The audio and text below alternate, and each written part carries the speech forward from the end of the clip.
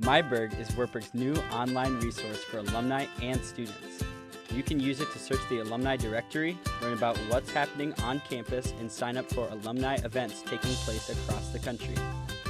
When you create an account on MyBurg, you can update your own profile, submit nights in the news, and give online. To get started, email the alumni office at alumni@wartburg.edu to get your MyBurg ID number, and then visit www.wartburg.edu/alumni to create your account.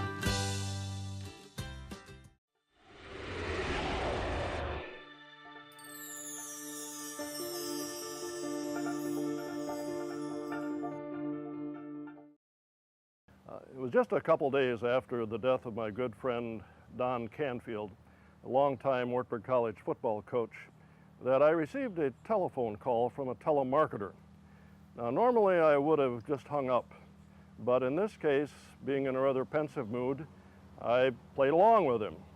He began by saying, "Mr. Trachy, if I could have just a little bit of your time, I could make you a whole lot of money." To which I responded, "And why would I need more money?"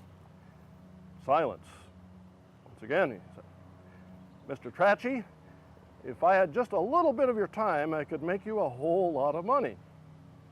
Once again, I said, "But why would I want more money?" "So you and your wife must be very, very wealthy." I said, "No, we're both teachers." Silence. "Well," he went back to his script again, "Mr. Trachy, if I had a little bit of your time, I could make you a whole lot of money." To which I responded, "But why would I want more money?" Silence. Then he said, "Well, if you had more money, you could do more things." And I responded, "That's a problem. I already have way too many things to do. And besides, the things that I enjoy doing most don't take a lot of money.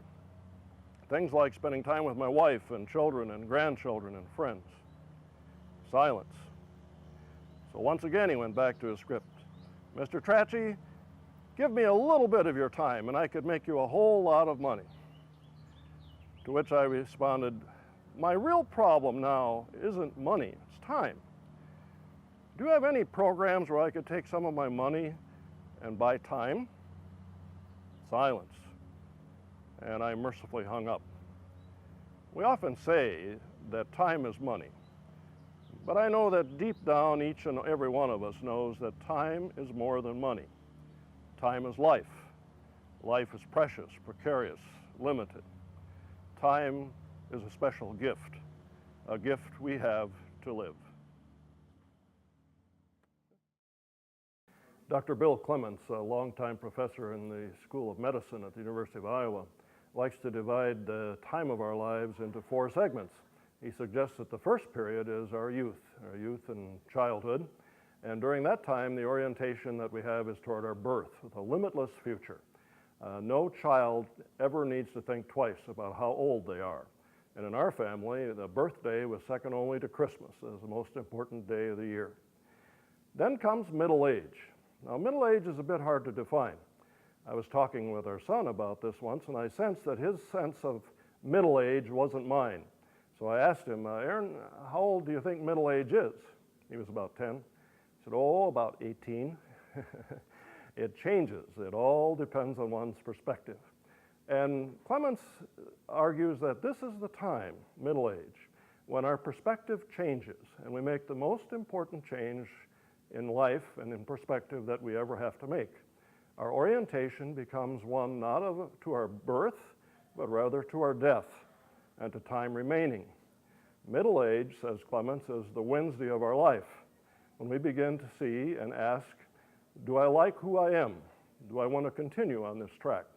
So middle age is often a time of crisis and a time of opportunity, a time of divorce and a time of reaffirming marriage, a time of going back to college or doing things that we had always wanted to do with our lives. Then comes early old age. Early old age is often a time of frantic activity, making a bucket list, trying to do everything that we ever wanted to do in life with the remaining days and years of health that we have. It might be an opportunity to go on a Wartburg College alumni tour or see a part of the world that we hadn't seen before. Early old age is an exciting time, but it's also a time of renewed sense of time's passing. Friends, colleagues begin to get older, even if we don't seem to. And then comes old age. Old age is that time of reminiscing. Health is failing. We've gone through a lot of grief and loss. Perhaps we're in a nursing home or a retirement center. Old age is a time of thinking back and asking the question, what has my life meant? Making sense of our life. It's one of the reasons why elderly people often repeat the same story over and over and over again, because they're trying to once again affirm that my life has mattered, even though my death is drawing near. But old age can also be a time of freedom. There's no longer a great deal of responsibility, no need to go to work every day.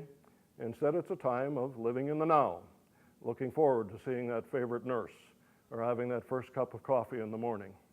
Old age is a time in which we once again realize that life has been good, and life, even though it's limited, is still precious. The Jewish psychiatrist and founder of logotherapy, Dr. Viktor Frankl, has a unique perspective on time, given that he is a survivor of the Nazi concentration camp. Dr. Frankl writes, "Time that has passed is certainly irrecoverable, but what has happened within that time is unassailable and inviolable. Passing time is therefore not only a thief, but also a trustee. Any philosophy of life which keeps in mind the transitory nature of human existence need not be all that pessimistic.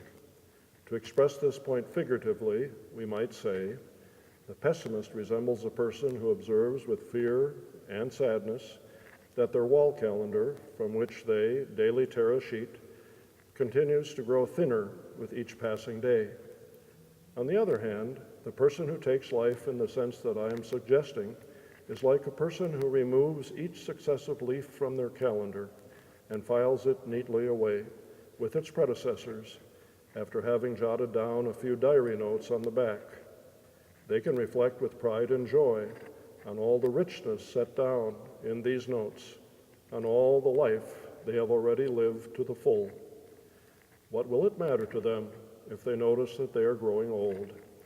Have they any reason to envy the young person whom they see, or to wax nostalgic for the possibilities for these people?